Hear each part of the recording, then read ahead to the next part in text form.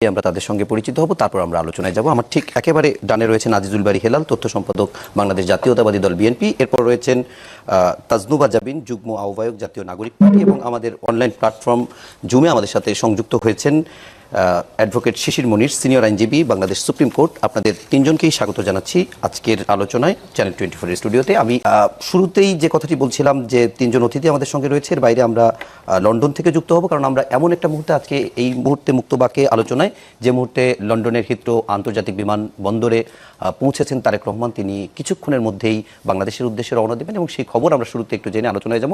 আমাদের সাথে এই খবর জানানোর জন্য লন্ডন থেকে যুক্ত হচ্ছে লিপটন কুমার, আমাদের সহকর্মী লিপটন কুমার। আপনার কাছে একটু সংক্ষেপেই জানতে চাই, রহমান এয়ারপোর্টে কখন পৌঁছেছে, তার বোর্ডিং পাস সহ আদার্স যে আনুষ্ঠানিকতা আছে সেগুলোর কি অবস্থা, কখন রওনা দিবেন, কোথাও ট্রানজিট আছে কিনা, কখন দেশে পৌঁছবেন? কিছুক্ষণ আগেই 10 থেকে 15 মিনিট আগে তারেক রহমান তার সপরিবারে এই টার্মিনাল 4 দিয়ে ভেতরে ঢুকেছেন এবং বোর্ডিং পাস সম্পন্ন করেছেন। আপনাকে জানিয়ে রাখি, এইখান থেকে লন্ডন সময় 6:25 তার টেক অফ হওয়ার কথা, আর গেট ডিপার্চার টাইম 6:15।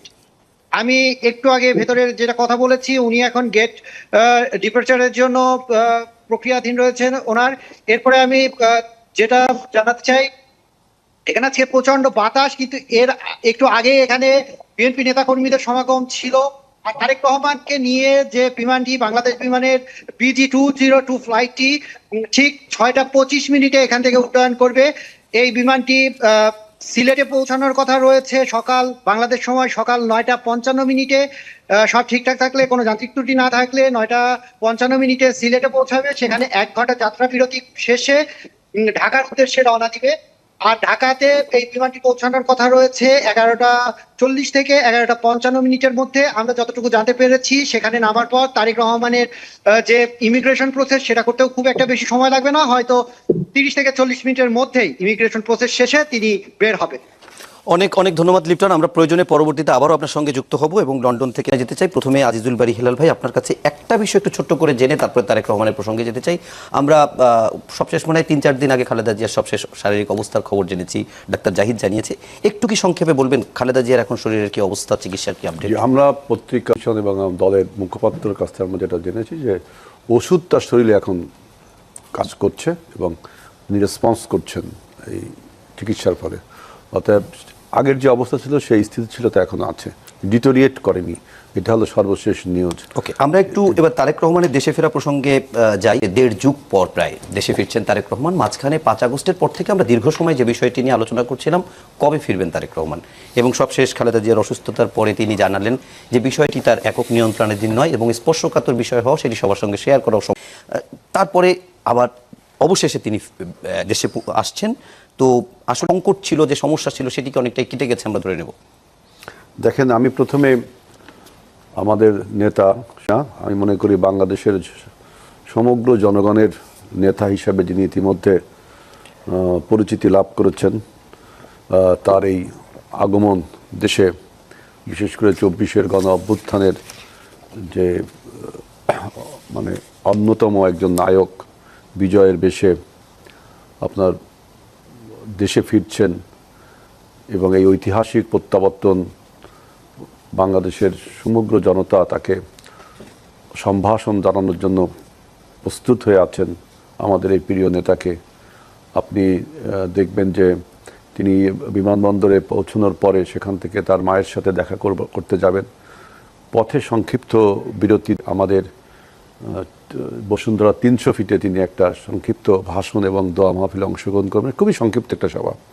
জনদুর্ভোগের কথা চিন্তা করে তিনি এই কাজটি করেছেন এবং লন্ডন বিমানবন্দরও দেখেছেন যে নেতাকর্মীদের আসতে নিষেধ করেছেন। এবং তিনি যে দিনটি, এটা একটা ইম্পর্টেন্ট, যে ছুটির দিন, বড়দিন, কিন্তু ছুটির দিন, ছুটির দিন, সেজন্যই জনদুর্ভোগটা এড়াবে। 25শে ডিসেম্বর, 26 তারিখ শুক্রবার, 27 তারিখ বন্ধের দিন। এই যে বন্ধের দিনগুলোকে বেছে নেওয়ার ফলে জনদুর্ভোগ কমবে এবং তার এই প্রত্যাবর্তনের মানুষ বিপুল উচ্চাসা নিয়ে আমরা সবাই বসে আছি। যে কারণ আমরা একটা নতুন বাংলাদেশের স্বপ্ন দেখছি। উনি দেশে ফিরলে কি সেই নতুন ক্ষেত্রে কিংবা বিএনপির ক্ষেত্রে অনেক ক্ষেত্রে বলা হচ্ছিল যে দেশের বাইরে থেকে নেতৃত্ব দেওয়া, দেশের ভেতরে এসে দেখেন, এইটা একটা বক্তব্য দিই, উনি গত 17 বছর ভার্চুয়াল জগৎ নেতৃত্ব দিয়ে শুধু বিএনপিকে ঐক্যবদ্ধ করেনি, জাতিকেও কিন্তু ফ্যাসিবাদ বিরোধী লড়াই ঐক্যবদ্ধ করেছেন। সেই কোয়ালিটি তিনি দেখিয়েছেন। এখন অ্যাকচুয়াল জগতে এসে নিশ্চয়ই সেই আমাদের নেতৃত্ব আরও সুপ্রতিষ্ঠিত হবে। আমি গত সকালেও একবার বলেছি, আমার সাথে তাসনুবা ছিল, যে এই পর্যন্ত ঐতিহাসিক যে সমস্ত ব্যক্তিত্ব ফিরে আসছেন মানে বিপ্লবের পরে বা অভ্যুত্থানের পরে, তার মধ্যে অন্যতম হল ভ্লাদিমির ইলভিচ লেনিন। তিনি আপনার পিটার্সবার্গে আসার পরে যে মানুষের কাছে যে তিনি কথা বলেছিলেন, যে রাশিয়ার বিপ্লবের ফলে রাশিয়াকে কিন্তু ছিল উন্নত বিশ্বে পরিণত করেছিলেন, পরাশক্তি সমান করেছিলেন। এরপরে দেখবেন যে ইরানের ইমাম খোমেনি, তিনিও ইসলামী বিপ্লবের পরে যখন ফ্রান্স থেকে ফিরে আসলেন, ইরান কিন্তু আধুনিক রাষ্ট্রে এবং উন্নত রাষ্ট্রের দিকে ধাবিত হয়েছে স্টিল নাও। এবং আমরা সর্বশেষ দক্ষিণ আফ্রিকা নেলসন ম্যান্ডেলা 27 পরে তিনি বর্ণ বৈষম্য, যে প্রতিহিংসা প্রতিশোধের রাজনীতিকে বাদ দিয়ে তিনি যে নতুন দক্ষিণ আফ্রিকা সৃষ্টি করলেন। আমার একটা দৃঢ় বিশ্বাস, গত 17 বছরে তারেক রহমানের সাথে আমার রাজনৈতিক স্মৃতি আরও বেশি। উনি যতদিন থেকে রাজনীতি করেন তখন আপনি ছাত্র দলের সভাপতি ছিলেন। সুতরাং সেখান থেকে, তার আগেও তার সাথে আমার রাজনৈতিক স্মৃতি রয়েছে। সেখান থেকে এই পর্যন্ত আমি মনে করি যে তিনি একটা রাজনীতির ব্রেক থ্রু আনবেন, একটা নিউ ডাইমেনশন তৈরি হবে। আমি এই জন্য বললাম যে ঐতিহাসিক 3জন ব্যক্তিত্বের কথা বলেছি, তারা তাদের দেশটাকে সামনের দিকে নিয়ে যেতে পেরেছে। আমার বিশ্বাস তারেক রহমান এই জনগণের এই বিপুল প্রত্যাশা, এটা তিনি পুরাতে সক্ষম হবে। কারণ তিনি ইতিমধ্যে যে সমস্ত পদক্ষেপ নিয়েছেন, আপনি দেখেছেন যে আমাদের এই নির্বাচনটা কত একটা গ্লুমি। এই নির্বাচনে উনি তারেক রহমান ফিরলে আসলে কি ইম্প্যাক্ট পড়বে সেটা আমরা আলোচনা করব। একটু আমরা আমাদের অন্য দুজন অতিথির কাছেও তারেক রহমানের ফেরা নিয়ে একটু জেনে আসি, তারপরে আমরা একটু অন্য রাজনীতি নিয়ে আলোচনা করব। তাজনুবা জাবিন, আপনি একটু সংক্ষেপে আপনার কাছে জানতে চাই যে তারেক রহমান দীর্ঘদিন ধরে বাংলাদেশের বড় রাজনৈতিক দলের নেতৃত্ব দিচ্ছিলেন, অনলাইন ছাড়া ফোন আলাপ বিভিন্নভাবে, কিন্তু সশরীরে তিনি এখন বাংলাদেশে আসছেন, যেটিও কিন্তু আসছেন শেষ পর্যন্ত। এটিতে রাজনীতির কতটুকু পরিবর্তন হবে বলে আপনার কাছে মনে হয়? ধন্যবাদ আপনাকে, আমার সাথে যারা আছেন এবং দর্শকদেরকে শুভেচ্ছা।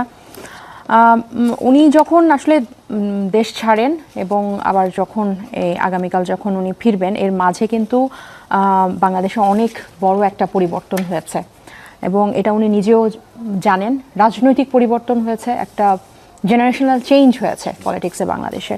সো উনি এসে আমার কাছে মনে হয়, হ্যাঁ, ওনার একটা পারিবারিক লিগেসি আছে রাজনীতিতে। উনি একটা বড় রাজনৈতিক দলের নেতা, কিন্তু এর পাশাপাশিও এই 1.5 যুগ পরে এবং একটা ঐতিহাসিক গণ অভ্যুত্থানের পরে বাংলাদেশে এসে রাজনীতিতে ওনাকে কিন্তু নিজেকে প্রমাণ করতে হবে।